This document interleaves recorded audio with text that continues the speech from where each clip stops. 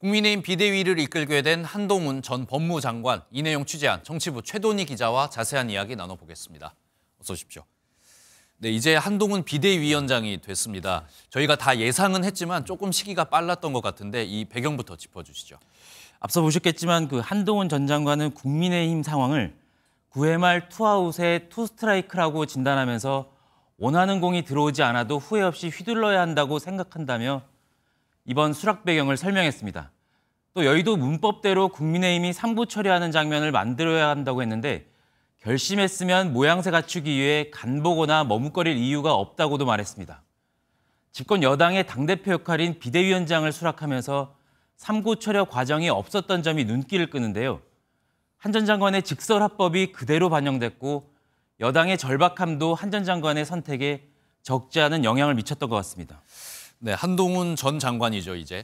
한동훈 전 장관이 장관 시절에도 법조계를 넘어서서 존재감을 과시한 이 스타 장관이란 평가가 많았는데 아무래도 윤석열 대통령과의 과거 인연이 가장 큰 관심을 받는 것 같습니다. 네, 1973년생 90년대 학번, 이른바 97세대인 한 전 장관은 검사시설 재개 저승사자로 불리며 대기업 수사에 두각을 나타냈습니다. SK 분식회계 사건, 대선 비자금 사건, 외환은행 론스타 매각 사건 등을 수사했는데 이때 윤 대통령과 인연을 맺은 것으로 알려지고 있습니다. 이후 2016년 박근혜 정부 국정농단 사건에서 당시 수사팀장이었던 윤 대통령과 본격적으로 호흡을 맞췄습니다.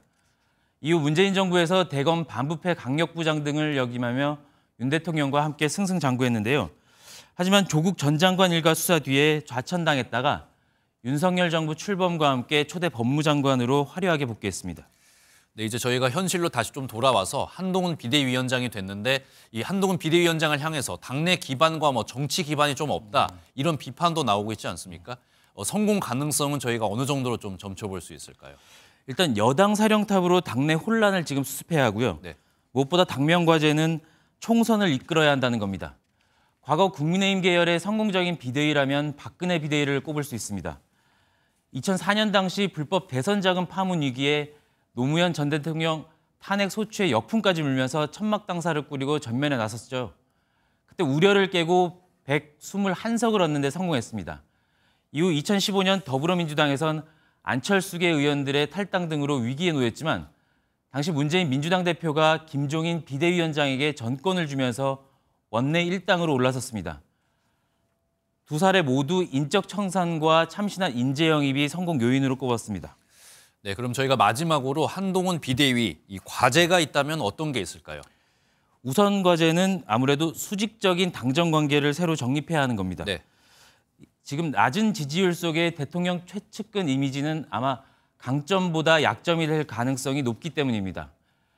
하지만 당내에선 오히려 이런 관계가 대통령과 긴밀한 관계여서 쓴소리를 할 수 있다고 기대하고 있는 분위기입니다. 또 한 전 장관은 최근 여의도 화법이 아닌 국민의 화법을 쓰겠다고 했는데 때문에 공천 과정에서 불가피한 인적 쇄신 작업에서 당내 기반과 정치 경험이 없다는 게 오히려 장점이 될 거란 전망도 나오고 있습니다. 네, 오늘 말씀 여기까지 듣겠습니다. 지금까지 정치부 최돈희 기자였습니다.